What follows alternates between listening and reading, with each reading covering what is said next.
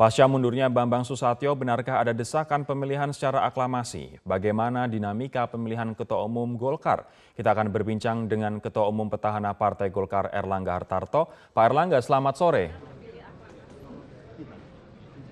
Selamat sore, Mas Rory. Pak Erlangga, apakah memang betul ada desakan untuk menggelar pemilihan secara aklamasi pasca Mas Bambang mengundurkan diri, Pak Erlangga?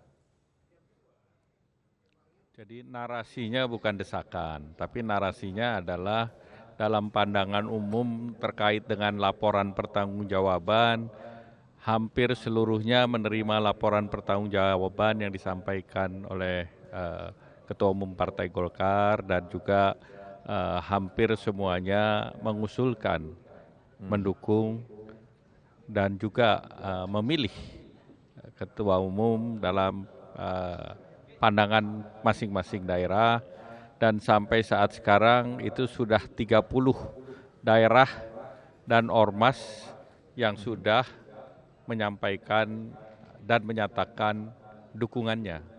Sehingga tentu untuk nanti malam tinggal tersisa 14 daerah dan ormas.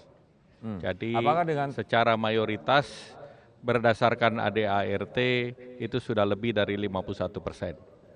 Baik, kemarin juga ada informasi bahwa seperti MKGR sudah melemparkan dukungan kepada Anda. Apakah artinya pendukung-pendukung Bambang Susatyo selama ini sudah solid mendukung Erlangga Hartarto, Pak Erlangga? Saya rasa sejak 2 hari yang lalu pada saat koordinasi di Serpong itu sudah 34 daerah dan juga 514 kabupaten kota sudah menyatakan dukungan, sehingga tentu ini sudah solid 1 hari sebelum Munas. Baik, Pak Erlangga, kemudian pertanyaan publik muncul, apa yang menyebabkan Bambang Susatyo mundur? Betulkah ada intervensi dari istana, dari Pak Luhut, ataukah memang betul itu adalah dia sendiri yang memiliki inisiatif untuk mundur demi persatuan Golkar? Ya, pertama tentu komunikasi dengan Mas Bambang ini sudah berjalan lama. Seperti kita ketahui sebelum pada saat pemilihan posisi di MPR juga sudah ada pembicaraan, dan ini ada pembicaraan terus-menerus. Jadi tidak ada yang sifatnya seketika atau instan, tetapi ini adalah hasil dari proses panjang.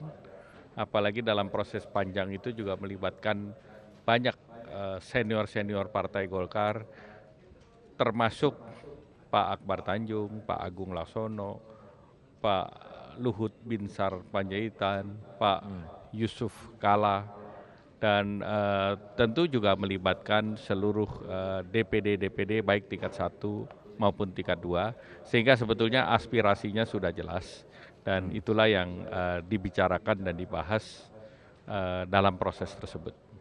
Kita masih ingat Pak Erlangga bagaimana dulu ketika masih ada Setia Novanto, ketika ada juga Pak Agung, kemudian Anda pun juga berkontestasi begitu, justru Partai Golkar terbelah. Apakah aklamasi ini merupakan jalan terbaik agar Golkar tetap utuh di periode 2019-2024 dan juga mendukung agenda pemerintah? Pertama, Golkar utuh itu bukan, ya Golkar utuh itu 2017. Jadi bukan sekarang baru dia menjadi utuh, tetapi 2017 itu utuh akibat kita pada waktu itu terbelah menjadi 2. Nah, sehingga dari 2017 sampai 2019 Golkar sudah solid. Nah, hanya ke depan kita menyadari bahwa ke depan itu yang namanya kontestasi ataupun demokrasi itu mendahulukan musyawarah untuk mufakat. Dan ini sejalan dengan keputusan Rapimnas kemarin. Jadi Rapimnas juga arahnya sudah musyawarah dan mufakat. Sehingga apa yang terjadi di Munas ini sebagai kelanjutan dari Rapimnas yang lalu, dan ini terlihat bahwa seluruh peserta ini konsisten terhadap ini dan ingin menghadirkan Munas yang sejuk, Munas yang mempersatukan. Oleh karena itu pun temanya kita bersatu. Dan ini menjadi modal pokok untuk menghadapi pemilu di tahun-tahun mendatang 2020 ataupun bahkan konsolidasi menuju 2024. Adakah harga yang harus dibayar, dalam tanda petik harga yang harus dibayar dengan mundurnya Mas Bambang Susatyo ini, Pak Erlangga? Politik itu bukan perdagangan, Mas. Jadi mungkin pertanyaannya agak-agak keliru. Politik bukan perdagangan. Baik, Pak Erlangga, kemungkinan besar kalaupun secara aklamasi Anda akan terpilih kembali sebagai ketua umum, walaupun nanti pengumumannya nanti malam begitu, akan dibawa kemana Golkar 5 tahun ke depan, Pak? Ya, tentu seperti tadi disampaikan dalam laporan pertanggungjawaban, itu saya sampaikan juga beberapa hal yang masih perlu dikerjakan untuk Golkar ke depan. Antara lain tentu konsolidasi organisasi yang namanya partai, kaderisasi, regenerasi, dan bahkan seperti apa yang akan dilaksanakan dalam program terkait pengembangan sumber daya manusia. Golkar ini akan mendorong sumber daya manusia yang basisnya adalah pendidikan politik. Jadi Golkar akan mendirikan Golkar Academy yang arahnya pendidikan kaderisasi politik secara baik dan juga sebagai School of Public Policy. Karena ini akan menjadi penting dalam mengawal kebijakan publik. Baik, Pak Erlangga, selain tujuan itu, apakah Golkar akan masih konsisten mendukung Jokowi sampai 2024 nanti? Kalau terkait dengan dukungan terhadap Bapak Presiden Jokowi, ini sesuatu hal yang sudah jelas.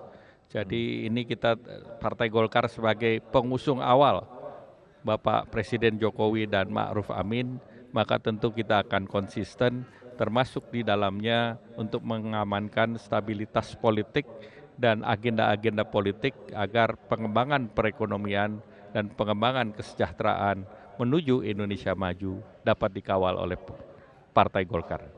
Terakhir Pak Erlangga, kemarin Pak Jokowi sempat jengkel begitu dengan adanya usulan presiden 3 periode, kemudian presiden tidak lagi dipilih oleh rakyat tapi dipilih MPR, bahkan 1 periode 8 tahun. Sikap Golkar terkait dengan 3 usulan ini seperti apa Pak Erlangga?